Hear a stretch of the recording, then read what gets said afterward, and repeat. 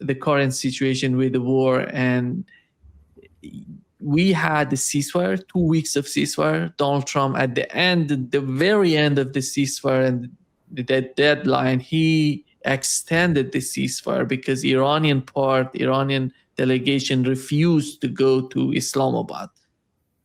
And he said that he's unilaterally announced that the ceasefire is going to be indefinite. It means that there is no end to the ceasefire. What are the signs for you when it comes to the current phase of the war? Well, it seems to me that Trump finally understood and accepted that there is no military solution for him to this conflict. It started with the only way the conflict ends is by an unconditional surrender of Iran. By now, he's trying to find any face-saving exit from the situation, but there is no face-saving exit. There's no denying that this has been a fiasco. There has been a massive, massive blunder. But he can't get out in any way resembling some kind of a victory. So I think that he can't decide what to do next. And so the indefinite ceasefire is just basically him clicking a pause button on the situation and not deciding anything really. At the same time, the United States is not drawing down its forces from the region. To the contrary, with time, they're only increasing, as though a new escalation is being planned, or at least he wants to give himself an option of escalating again. But what's going to happen if he does that? It's going to be a catastrophe. And then at the same time, it's very clear that Iran is in control of the situation, and Iran is in control of the Gate of Hormuz, Strait of Hormuz. And this is discutable. People say no, it's not. Trump has a blockade, so he's really in control. But it's enough for you to look at the map of trajectories of commercial vessels passing through the Strait of Hormuz today. Before the war, they were all traveling kind of exactly down the middle of the strait. But Iran has imposed the requirement that they pass by the Keshem Island. And so if you look at those trajectories today, you see that they all pass by the Keshem Island. And then, Iran is still capable of mobilizing its non-existent navy to board and seize vessels that, fail to comply with their requirements. And with regards to Trump's blockade, as we discussed the last time, this is not a video game. This is not something that, like, you just say we're going to have a blockade, and voila, the blockade is there. First of all, the Gulf of Oman is much, much wider than Strait of Hormuz, and it can be, Iran can control the Strait of Hormuz from the shore. They can observe the passage of ships, and then they can quickly intervene. The Gulf of Oman is much wider, and the United States has to police it from their naval vessels. And that's like operationally a very demanding task that has to be maintained 24/7, nonstop. So we learned that when the U.S. Navy boarded and seized the Iranian cargo vessel on Monday, it took them 6 hours to run that operation. And meanwhile, many ships are passing by. They are, I think that, what did I hear, that in the last 48 hours, something like 30 some cargo ships passed by through this blockade. So it's as solid as a chunk of Swiss cheese. It's full of holes. And then probably, you have to take into account that these are human beings that are being asked to perform this task. And it's a lot of hard work. And, they have to fly helicopters and run the boats and board these vessels. And, it's all very exhausting, very draining work. It's risky, people might get hurt. doing it, and the troops are exhausted. And then if your mission is meaningless, if your mission is pointless, you're not exactly motivated to be, all rah rah about it. And so it seems very, very silly to even have that blockade imposed. It practically ruined the chances of peace between the United States and Iran, on any sustainable basis. And it serves no other purpose than saving Trump's face so he could claim that he's in control of the situation. Clearly, he's not. But it's a narrative device. He can say that he is at a huge cost, and it's probably causing. Well, no, it's almost certainly causing a lot of strife, a lot of displeasure in the Navy, in the hierarchy, all the way down to the ordinary sailor. And we saw yesterday that the Secretary of the Navy resigned effective immediately. So I would assume that this has something to do with it. Alex, Donald Trump was asked, there are reports that he was asked, General Kane or some of the people who are responsible for the nuclear bombs in the United States, he was asking for the codes because the situation is, as you've mentioned, is so desperate. It's a trap. You look at the situation Donald Trump is in, and he made this trap for himself. No one else did that. And I think for those of us who are arguing that Benjamin Netanyahu is finally behind the scene, but the decision was Trump's decision after all. And yeah, it's his decision. He's the commander-in-chief. The buck stops with him.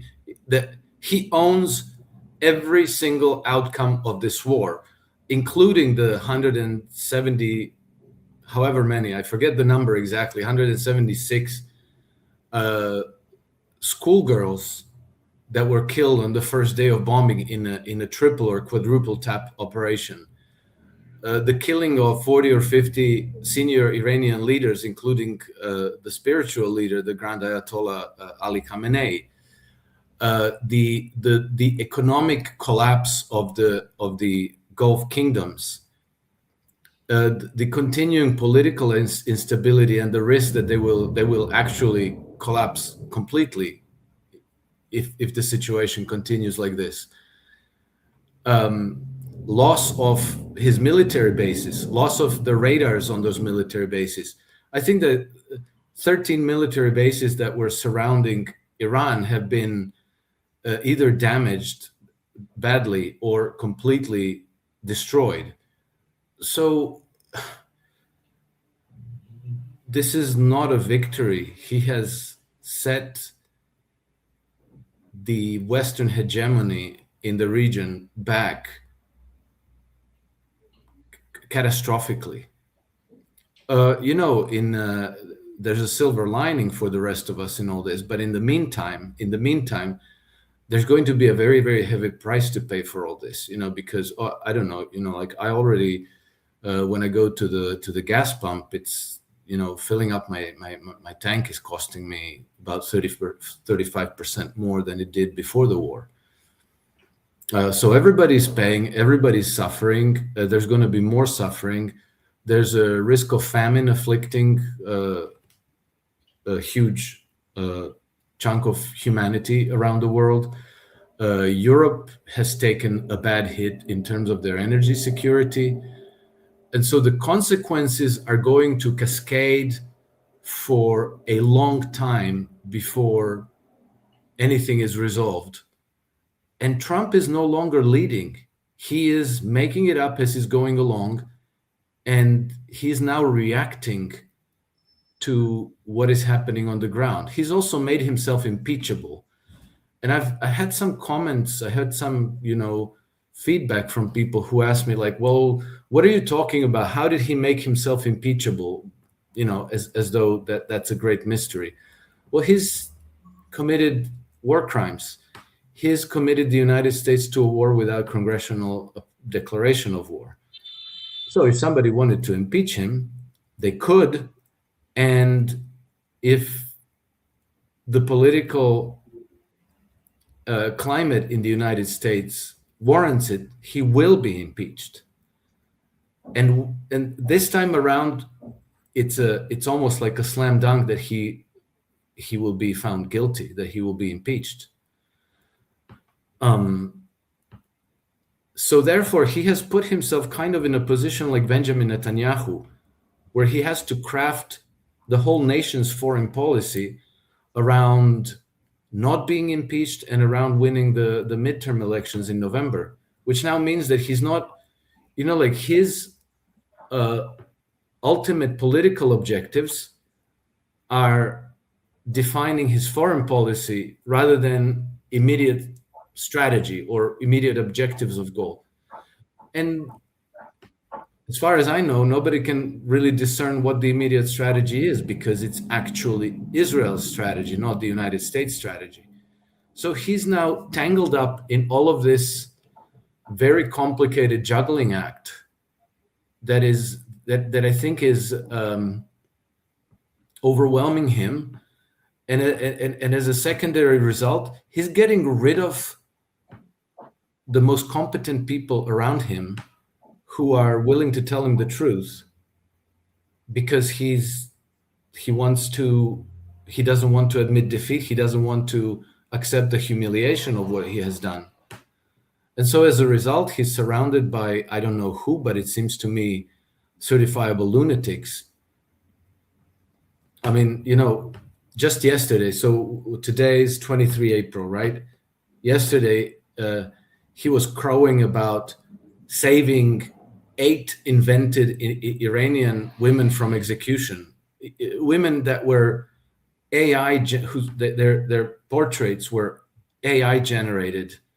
And then they contrived this whole story how the evil Iranians were going to execute them, these pretty young girls who almost all look exactly the same. And then he intervened, and then the Iranians, because he's Donald Trump, said like, okay, don't hurt us. We're going to spare these girls. And then he reports on Truth Social that thanks to me, these women are now going to be executed. This may seem like a small thing, but it's very indicative about what's going on inside of the Trump administration, that there's nobody there to tell him, Mr. President, this is a hoax. Don't discredit yourself over a silly hoax. So he goes and discredits himself. And everybody's watching. The whole world is watching. Nobody missed this story. And then they ask themselves, who's running the show? Who is telling Trump what's going on in the world? And then it turns out that maybe it's Laura Loomer, it's Susie Wiles, his chief of staff, who used to run Benjamin Netanyahu's election campaign. It's this young woman who's in the Department of Homeland Security counter-terror department. Her name is Julia Varvaro, who looks like she's something of a prostitute as a sidekick. This is insane, and the whole world can see it. Just having all of this madness and hearing that it seems that Tulsi Gabbard they're forcing Tulsi Gabbard to resign before the midterm election. And this is a huge chaos in Washington. And is this the outcome of the Trump's policy of yes men? And then all the people around him are all about, just hearing, not criticizing the strategy of the United States. We've seen that before with Joe Kent, which was obviously he came out and he said since the first moment he resigned, he said that he is against the war, and he was so vocal. That's why we know that. I would assume that there are a lot of people. There is a lot of people in the administration that we don't know. We don't know them. They don't talk that much about it because they don't want to reduce or somehow diminish the dominance of the Trump's presidency within the Republican Party.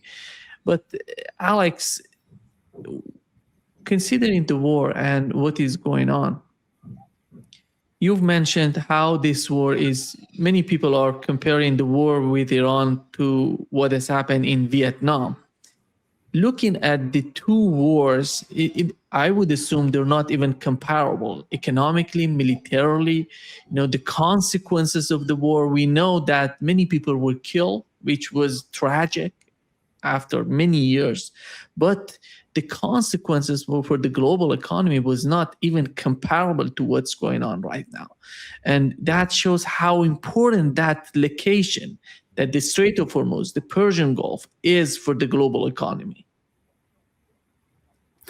Yes, well, the Vietnam War started before I was born, but it's obviously the things changed to the point where it's not even comparable.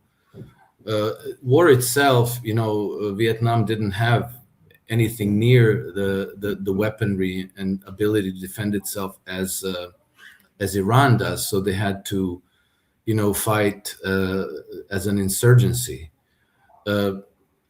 Maybe that could be compared to Afghanistan, to the Taliban. But they lost in Vietnam against the insurgency, and they lost in Afghanistan against the insurgency, because it's not an easy thing to be fighting a war 10,000 miles away from your home base. It's obviously you have to ship everything in: food, water, material, ammunition, soldiers. You have to rotate them, you have to rest them, and that's always the Achilles heel of any empire. And then they always have to resort to proxy armies, to proxy forces, which today, what are we talking about? We're talking about the jihadi militias.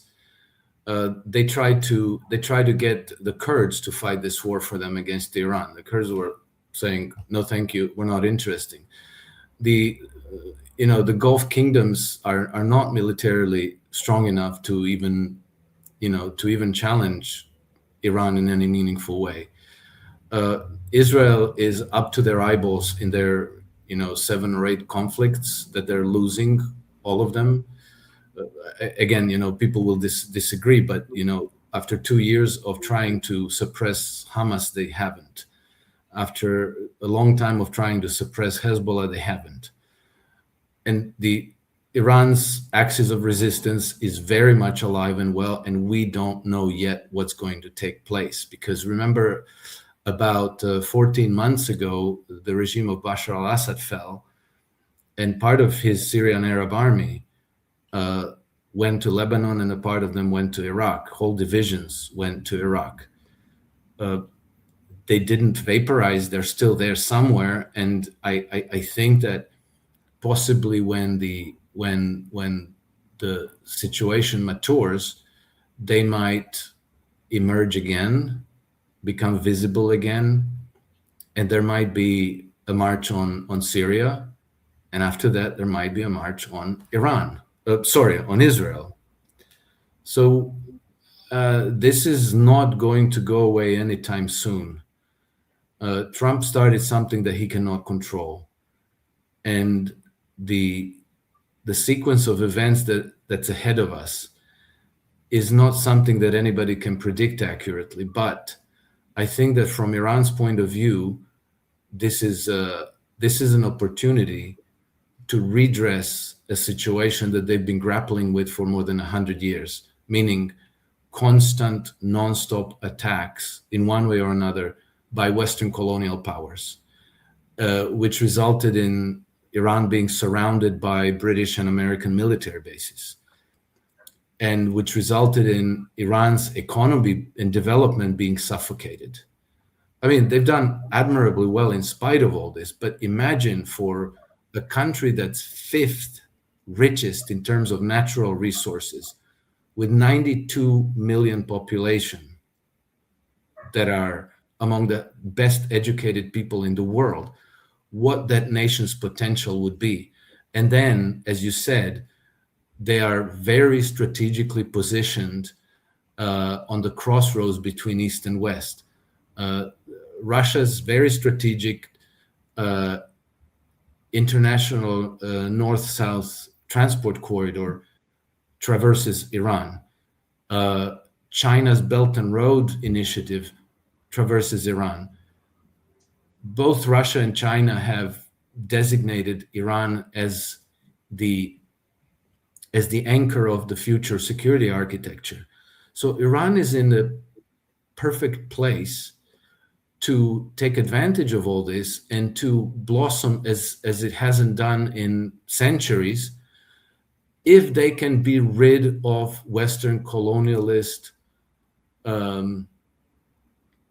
sabotage and attacks and regime change and assassinations. So Iran has every incentive to see this conflict all the way through to capitulation of the West. And I think that Russia and China, likewise, have an interest in seeing this completed successfully as well. So I think that maybe in a slow and gradual way, this conflict will continue, but it will have its it will probably have its escalation episodes as well before Israel is forced to change. And by that I mean it's going to have to change from being a Jewish state into being like a normal country of 3 constituent people with equal rights. Without that, we're never going to be rid of this.